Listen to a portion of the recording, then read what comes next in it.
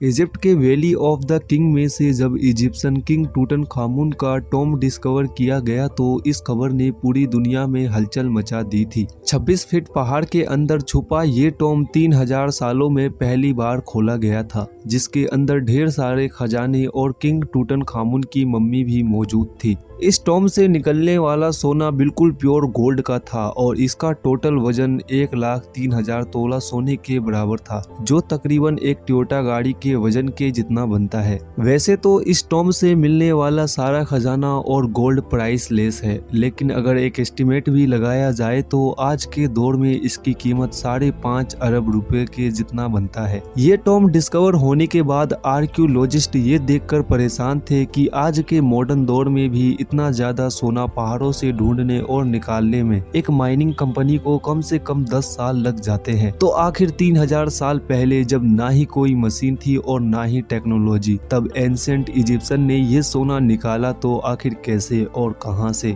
French code expert Thomas फोचेर अपनी team के साथ इस मुश्किल तरीन का राज जानने के लिए मैदान में उतर आए। सबसे पहले थॉमस ने मिलने वाले सोने को अच्छी तरह स्टडी किया और उसकी कंपोजिशन मुख्तलिफ जगह से निकलने वाले गोल्ड से कंपेयर किया। कई सालों के बाद आखिरकार थॉमस और उसकी टीम इनको ये मालूम हो चुका था कि टूटनखामुन के टॉम से मिलने वाला सोना भी किंग्स वैली के आसपास के पहाड़ों से निकाला गया था। अब चैलेंज ये पहाड़ तलाश करने का था जहां से एंशिएंट माइनर्स इतना ज्यादा सोना निकालते थे। लेकिन ये टास्क हल्का फुल्का नहीं था। किंग्स वैली के आसपास हजारों पहाड़ मौजूद है और ये जानना सोना कौन से पहाड़ से निकाला जाता है, ये वाकई में काफी ज्यादा मुश्किल काम था। थॉमस अपने एक आर्कियोलॉजिस्ट दोस्त के साथ मिलकर किंग्स वैली से 80 किलोमीटर दूर एक सहरा में पहुंच गया, क्योंकि इस जगह पर कई ऐसे पत्थर मौजूद हैं जिनके अंदर सोने के जर्राक छुपे हैं। इसकी वजह से उनका मानना था कि अगर टूटनखामुन टॉम से मिलने वाला सोना भी इसी डेजर्ट से निकाला गया था तो यहाँ माइनिंग ऑपरेशन का कोई ना कोई सबूत जरूर मिलेंगे। ये सहरा 1,36,000 स्क्वायर किलोमीटर में फैला हुआ है, जहाँ गर्मी और पानी की शॉर्टेज की वजह से यहाँ इंसान की आबादी बिल्कुल जीरो है।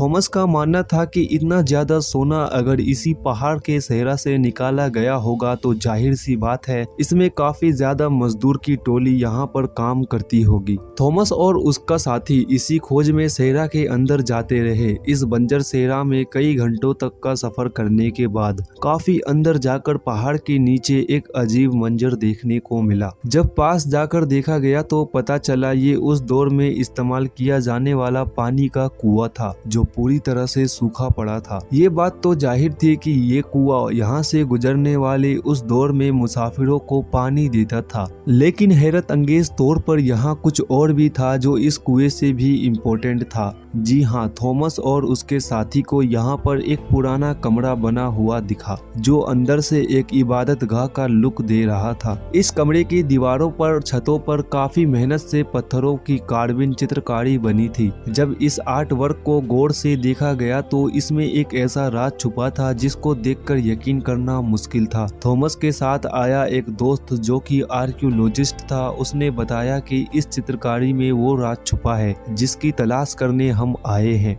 पेंटिंग में जाहिर था कि सहरा में बना हुआ ये कुआं रेस्ट रूम इस सहरा का सबसे पहला स्टॉप है, जहां पर एंशिएंट कोड माइनर आराम करने के लिए रुकते थे। एंशिएंट इंजीनियर ने कोड माइन तक जाने के लिए कुओं और रेस्ट एरियाज का एक नेटवर्क बनाया हुआ था। एक अंदाजे के मुताबिक हर एक रेस्ट एरिया 70 से 80 किलोमीटर की दूरी पर बनाया गया था और एक रेस्ट एरिया से दूसरे रेस्ट एरिया तक पहुंचने के लिए माइनर्स की टीम को कई दिन लग जाते होंगे। यहाँ इस रेस्ट एरिया से मिलने वाली इंफॉर्मेशन में थॉमस और उसका साथी खुश थे। वहीं दूसरी तरफ उनको ये भी मालूम पड़ चुका था कि ऐसे कई स्टॉप तक उनको आगे भी ट्रेवल करना है, क्योंकि जिस मंजिल तक पहुंचने के लिए थॉमस कई सालों से इंतजार कर रहा था वो मंजिल अब बहुत ज्यादा करीब दिख रही थी। इस वजह से उन्होंने सहरा की गहराई में जाने का फैसला किया। बंजर सहरा में एक के बाद दूसरा दूसरा रेस्ट सहरा आता गया, लेकिन गोल्ड माइन जैसी कोई चीज नजर नहीं आई।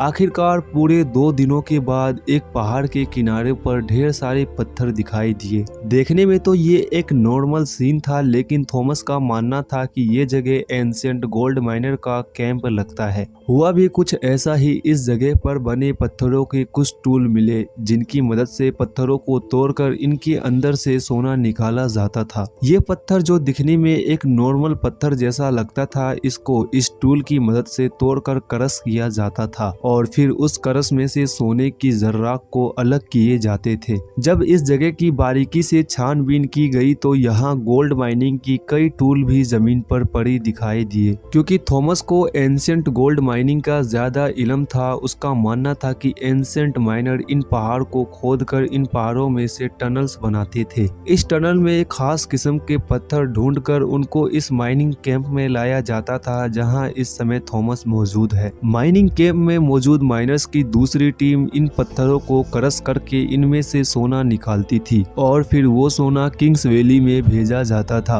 थॉमस को एक एंशिएंट माइनिंग कैंप मिल चुका था, लेकिन अफसोस इस बात का था कि जिन टनल्स की बात कर रहा था, ऐसा कोई भी टनल्स उसको दिखाई नहीं दिया। शायद हजारों साल पहले खोदे गए टनल्स कमजोर थे और अर्थक्वेक की वजह से कोलैप्स हो चुके थे। एक्सपर्ट्स का मानना है कि गोल्ड माइनिंग का ये तरीका बहुत ही ज्यादा मुश्किल है। अगर उस दौर में 100 लोग एक हफ्ते तक गोल्ड माइनिंग का काम करते होंगे तो वो इसमें से सिर्फ 1 स्पून गोल्ड इकट्ठा कर सकते होंगे। यानी ये कहना बिल्कुल भी गलत नहीं होगा कि टूटनखामुन के टॉम से मिलने वाला गोल्ड माइन करने में हजारों एंशिएंट माइनर एक ही वक्त में काम करते होंगे, लेकिन फिर भी उनको ये टास्क कंप्लीट करने में कई साल लगे होंगे। माइन किया हुआ सोना कई छोटे छोटे जर्राक की फॉर्म में किंग्स वैली में भेजा जाता था, जहां पर एक अलग टीम उनको मुख्तलिफ शेप में डालती थी, जिसमें टूटनखामुन का death mask, coffin, statue, jewellery, chairs और गोल्ड चैरियट भी शामिल था। 1922 में जब हावर्ड कार्टर ने ये टॉम डिस्कवर किया था, तब उसमें 5000 मुख्तलिफ किस्म की चीजें पाई गई थी। इन सभी चीजों को कैटरलॉग बनाने में ही ब्रिटिश आर्कियोलॉजिस्ट को पूरे 10 साल लग गए थे। उम्मीद है पिरामिड सीरीज का ये पार्ट भी आप लोग भरपूर लाइक और शेयर करेंगे।